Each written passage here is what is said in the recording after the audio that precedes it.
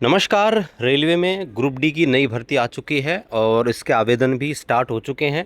इस भर्ती का रिगार्डिंग आपके कुछ कॉमन डाउट्स हैं जिनके आज हम इस वीडियो में जवाब देंगे। जैसे कि कास्ट सर्टिफिकेट कितना पुराना लग सकता है, कब का बना हुआ होना चाहिए, अगर आप पहले से ही जॉब में हैं तो क्या फॉर्म भर सकते हैं और भर सकते हैं तो उसकी प्रोसेस क्या रहने वाली है, एनओसी वगैरह का क्या सीन रहता है। अगर आप पहले से ही जॉब कर रहे हैं रेलवे में या कहीं भी, तो क्या आप इस ग्रुप डी का फॉर्म भर सकते हैं और भर सकते हैं तो उसके लिए एनओसी का क्या सीन रहता है। सीसीएए एक्स सर्विसमैन वगैरह की कितनी सीटें इनके लिए रिजर्व हैं और नॉर्मल जो कैंडिडेट बच के उनके लिए कितनी सीटें रिजर्व हैं वो आज देखेंगे। फाइनल सिलेक्शन की प्रोसेस यहाँ पर देखने वाले हैं कि रेलवे में क्या क्या प्रोसेस होता है ग्रुप डी के अंदर और फाइनल सिलेक्शन कैसे होता है। तो चलिए, इन सब डाउट्स हैं उनका आज के इस वीडियो में जवाब देखेंगे। और इनके अलावा आपके कोई भी डाउट्स हैं दोस्तों कमेंट कीजिए, हम नेक्स्ट जो वीडियो रहेगा उसमें कवर करेंगे।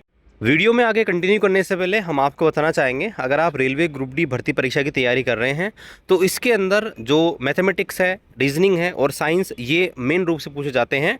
तो आप साइंस की बेहतरीन तैयारी के लिए एक ऐसी बुक ले सकते हैं जो कि प्रीवियस ईयर क्वेश्चन पर बेस हो और जिसमें आपके जो क्वेश्चंस हैं वो आपके चैप्टर वाइज और टाइप वाइज दिए गए हों।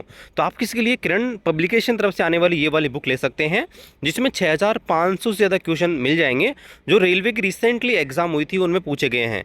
तो ये सामान्य ज्ञान की बुक है, हिंदी इंग्लिश दोनों मीडियम में इनकी बुक्स अवेलेबल हो जाती हैं। इसी प्रकार आप ये रीजनिंग की बुक ले सकते हैं जिसमें 10,000 से ज़्यादा ऑब्जेक्टिव क्वेश्चंस हैं ट्रिकी सॉल्यूशन के साथ, और ये भी आपको चैप्टर वाइज और टाइप वाइज फॉर्म में मिल जाती है। सामान्य ज्ञान के लिए ये वाली बुक आप यहाँ पर ले सकते हैं।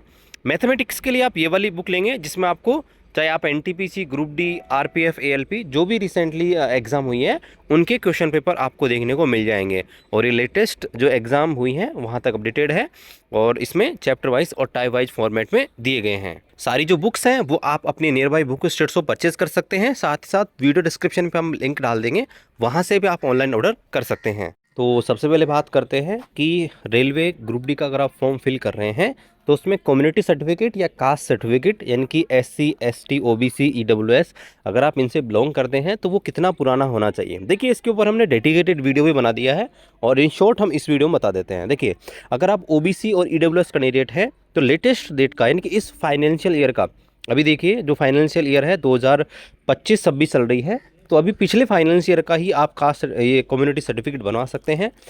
ओबीसी और ईडब्ल्यूएस वाले लेटेस्ट बनाएं और जो एससी एसटी वाले हैं वो थोड़ा पुराना होगा तो भी चलेगा। जब आपका डॉक्यूमेंट वेरिफिकेशन होगा उस समय भी आपका जो है नया आपको कम्युनिटी कास्ट सर्टिफिकेट यहाँ पर प्रस्तुत करना होगा, ठीक है। क्योंकि इनकम बेस होता है ईडब्ल्यूएस का और ओबीसी का, इसलिए हर साल इसको रिन्यू करना होता है। क्योंकि इनकम आपकी अगर 8 लाख से ऊपर पहुँच जाती है तो फिर जो है आपको जो है कैटेगरी चेंज हो जाती है, इसलिए ये आपका 1 साल का। बाकी एससी एसटी वाले पुराना भी लगा सकते हैं, कोई दिक्कत नहीं आएगी। देखिए, दूसरी बात करते हैं कि आप पहले से जॉब में हैं और उसका फॉर्म भरना चाहते हैं ग्रुप डी का। देखिए, अगर आप पहले से कहीं भी जॉब कर रहे हैं, चाहे आप रेलवे में ही कर रहे हैं या और किसी में, और इसका फॉर्म भरना चाहते हैं तो आपको आपके एम्प्लॉयर से एनओसी लेनी होगी।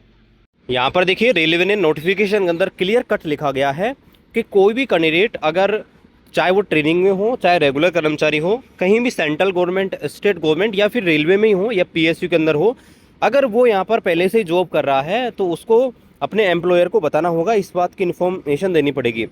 और जब भी डॉक्यूमेंट वेरिफिकेशन होगा उस समय जो एनओसी आपने ली है, अनापत्ति प्रमाण पत्र, वो आपको दिखाना होगा।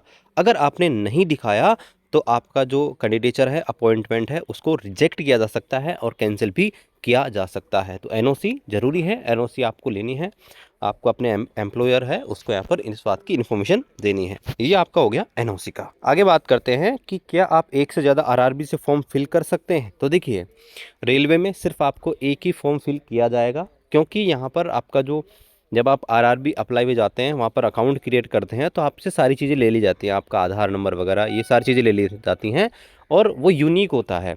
तो इसलिए आप चाहें तो भी एक से ज़्यादा अधिक फॉर्म नहीं भर सकते। अगर मान लीजिए आपने कुछ गड़बड़ भी की, कैसे भी करके अगर फॉर्म फिल कर भी दिया तो आपका फॉर्म जो है सारे के सारे रिजेक्ट कर दिए जाएंगे। तो ऐसी गलती आपको करनी भी नहीं है। तो ये चीज़ भी आपकी क्लियर हो गई कि एक से ज़्यादा आरआरबी से आप फॉर्म फिल नहीं कर। अगला जो डाउट है उस पर हम आते हैं और वो ये है कि जो सीसीए हैं, एक्स सर्विसमैन हैं या पीडब्ल्यूडी हैं, उनकी जो सीटें हैं वो क्या अलग से हैं या फिर इसके अंदर इंक्लूड है। तो देखिए, यहाँ पर जो आपकी लगभग 22,000 वैकेंसी हैं, 22,200 आप इसको मान सकते हो लगभग, तो 22,200 जो वैकेंसी हैं, इनमें ये सीन है कि आपका जो CCA हैं उनकी 20% सीटें इसमें ही इंक्लूड हैं, और आपकी एक्स सर्विस मैन की भी 20% सीटें इसमें ही इंक्लूड हैं। जैसे यहाँ पर आप देख सकते हैं, आंकड़ा ले लेते हैं हम, ये 300 वाला। 300 में आप देखेंगे, 300 का आप एक्स सर्विस मैन में और अप्रेंटिस में देखेंगे तो 20% के हिसाब से लगभग 25-25 वैकेंसी यहाँ पर निकाली गई हैं। तो यहाँ पर इसके अंदर ही आपके इंक्लूड है।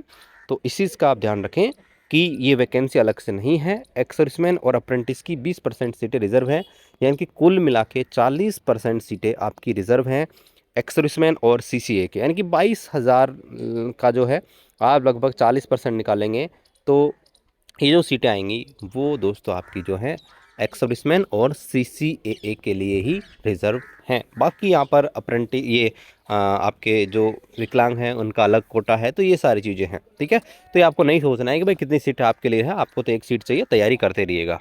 और आज का अंतिम डाउट कि फाइनल सिलेक्शन की प्रोसेस क्या है, तो देखिए सबसे पहले आपका CBT होगा।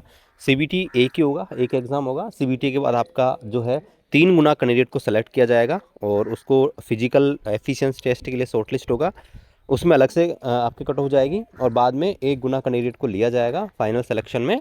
और उसके बाद आपका जो है डॉक्यूमेंट वेरिफिकेशन होगा, मेडिकल एग्जामिनेशन होगा, और उसके बाद आपका पैनल जारी होगा। पैनल जारी होगा तो आपकी ट्रेनिंग होगी, और फिर आपका जो है यहाँ पर अपॉइंटमेंट दिया जाएगा। तो ये पूरी प्रोसेस है। कोई और डाउट है कमेंट कीजिए।